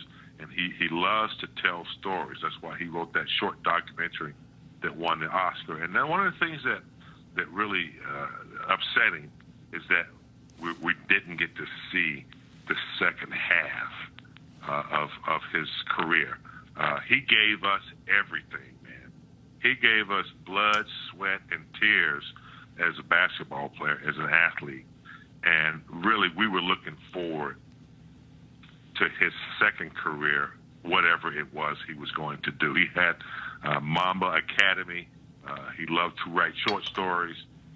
He had a plethora of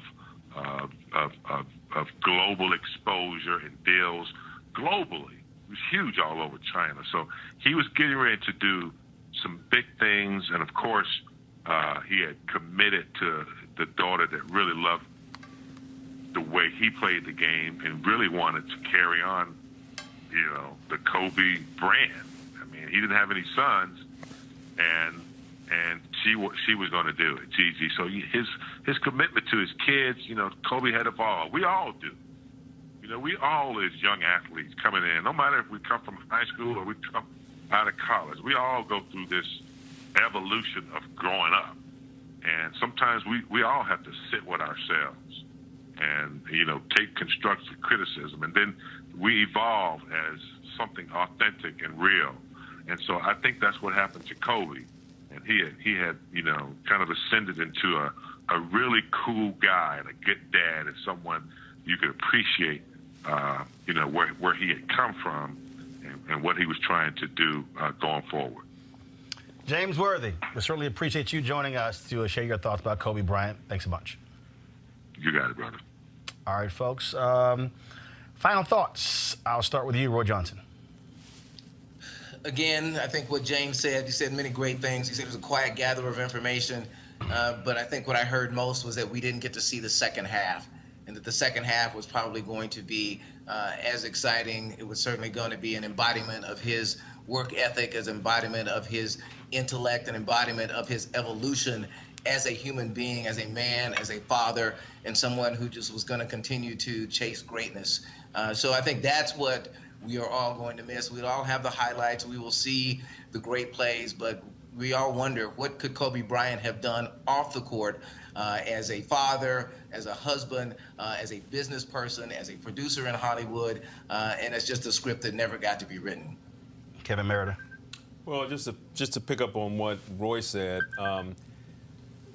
the next act was an important act. It reminded me of something my colleague Dominic Foxworth said on one of the shows this morning, that a lot of times athletes, when they leave the profession, he said for him, he was kind of lost. You know, it's hard to find your footing, and the bigger you are in your initial profession, and as big as Kobe was, to then segue into the next thing, all eyes are on him, and to have and to look and see some early accomplishment, but we didn't quite know. That's the part that kind of sticks with me, that just how difficult it is to really, establish yourself as a Hall of Famer in one profession, and now you got the next half of your life, and you got to try to live up to your own greatness. And I was really looking forward to seeing how that was going to evolve. Eton. I think that was beautifully said by both of you. I want to repeat everything that you said, but I'll go in a different direction. On social media, there's a lot of people who are kind of criticizing people for sending condolences and being torn up and grieving for someone who they didn't know.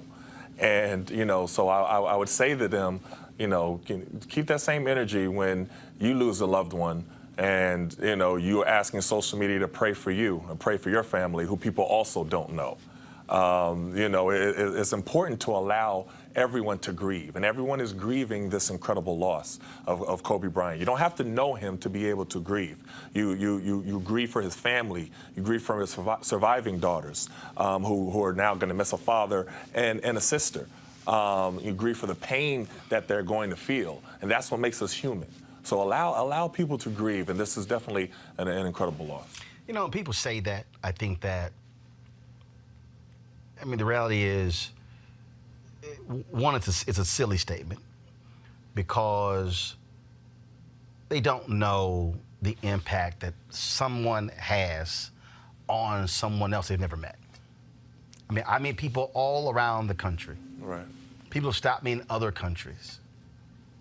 Yesterday, I'm flying. I did ABC This Week yesterday. I'm in the airport. I'm at JFK, and I walked by. The sister goes, "Oh my God, Roland Martin." I was like, "How you doing?" She walked over. She shakes my hand. She said, "I watched you when I was 16 years old when you were on CNN, and you have no idea how you changed my life. Mm-hmm. I just want to shake your hand." Mm-hmm. She had no idea she was ever going to meet me. So when people, and so that's just the reality. People impact us, who are musicians, who are actors, who are entertainers, who are politicians. There are people, when Rosa Parks' body was lying in state in the U.S. Capitol, in the rotunda, the lines, they had to actually stop. Those lines would have went on for an entire week. Most of the people never met her. Right. But it was what she did. Right. And that's the reality. It's what people do. I was, I was just looking at video on Twitter.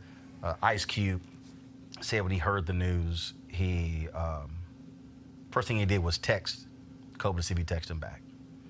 And I always talk about this all the time, that when someone passes, do you delete their numbers out of your phone? So Dick Gregory passed, but I still got Dick Gregory's number on my phone.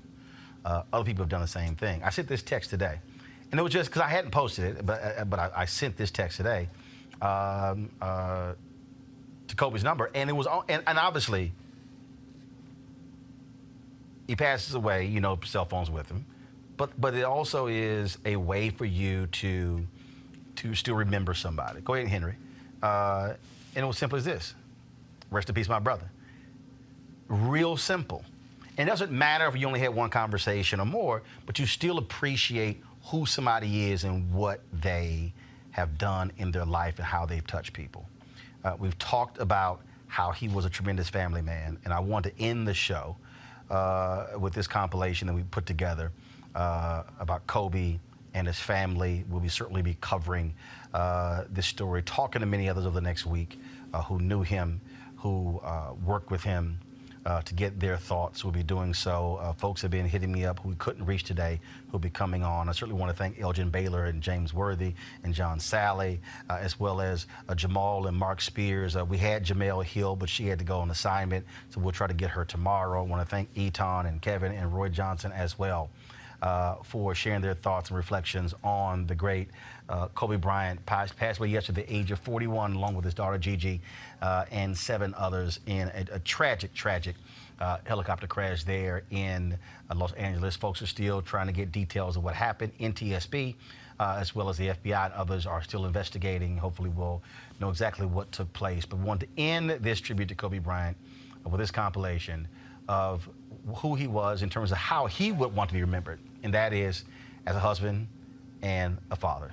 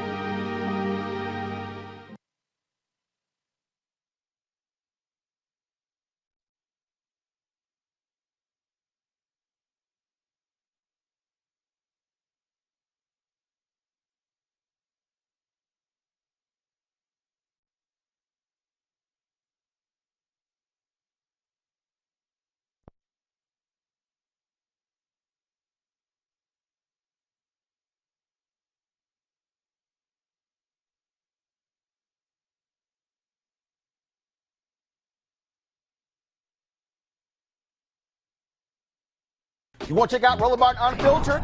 YouTube.com/Roland S. Martin. And subscribe to our YouTube channel. There's only one daily digital show out here that keeps it black and keep it real. It's Roland Martin Unfiltered. See that name right there? Roland Martin Unfiltered. Like, share, and subscribe to our YouTube channel. That's YouTube.com/Roland S. Martin. And don't forget to turn on your notifications so when we go live, you'll know it. You want to support Roland Martin Unfiltered? Be sure to join our Bring the Funk fan club. Every dollar that you give to us supports our daily digital show. There's only one daily digital show out here that keeps it black and keep it real. It's Roland Martin Unfiltered. Support the Roland Martin Unfiltered daily digital show by going to RolandMartinUnfiltered.com. Our goal is to get 20,000 of our fans contributing $50 each for the whole year. You can make this possible. RolandMartinUnfiltered.com. This is Diala Riddle, and you're watching Roland Martin Unfiltered. Stay woke. This is Director X, the director of Superfly on the red carpet, or the black carpet, and you're watching Roland Martin Unfiltered. Yo, what up, y'all? This is Jay Ellis, and you're watching Roland Martin Unfiltered. Hi, I'm Chaley Rose, and you're watching Roland Martin Unfiltered. I'm Lex Scott Davis, and you are watching Roland Martin Unfiltered. Hey, what's up, y'all? It's your boy Jacob Lattimore, and you're now watching Roland Martin right now.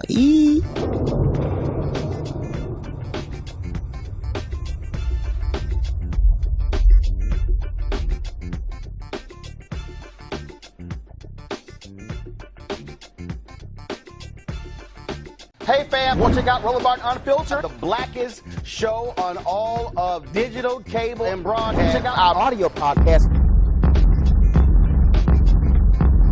There's only one daily digital show out here that keeps it black and keep it real. It's Roland Martin Unfiltered. Press play.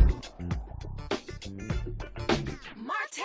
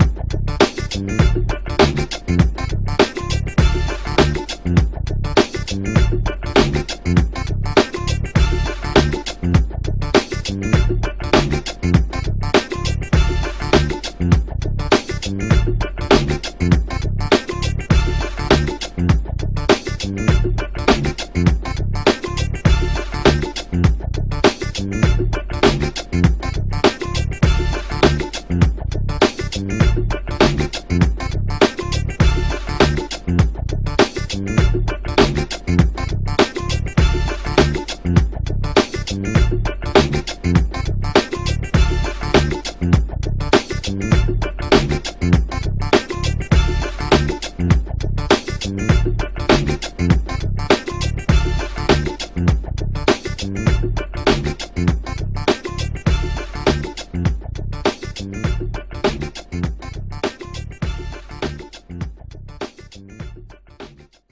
want to check out Roland Martin Unfiltered? YouTube.com/Roland S. Martin. And subscribe to our YouTube channel. There's only one daily digital show out here that keeps it black and keep it real. It's Roland Martin Unfiltered. See that name right there? Roland Martin Unfiltered. Like, share, and subscribe to our YouTube channel. That's YouTube.com/Roland S. Martin. And don't forget to turn on your notifications so when we go live, you'll know it. Hey everybody, this is Sherry Shepherd. You're watching Roland Martin Unfiltered, and while he's doing Unfiltered, I'm practicing the wobble. Yes, I am. Because Roland Martin's the one, he will do it backwards, he will do it on the side. He messes everybody up when he gets into the wobble, because he doesn't know how to do it, so he does it backwards. And it messes me up every single time. So I'm working on it. I got it. You got Roland Martin. Hi, my name is LaToya Luckett, and you're watching Roland Martin Unfiltered. What's going on, everybody? It's your boy Mac Wiles, and you are watching Roland Martin Unfiltered. What's up, y'all? It's Ryan Destiny, and you're watching Roland Martin Unfiltered. What up, Lana Well, and you are watching Roland Martin Unfiltered.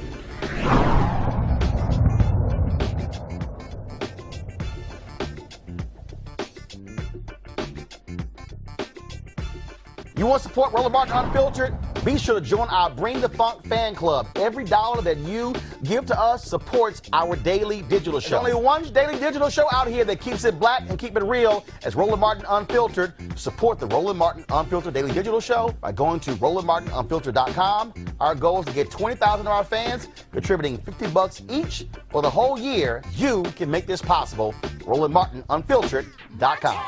Hey fam, want to check out Roland Martin Unfiltered, the blackest show on all of digital, cable, and broadcast. Check out our audio podcast. There's only one daily digital show out here that keeps it black and keep it real. It's Roland Martin Unfiltered. Press play. Martin.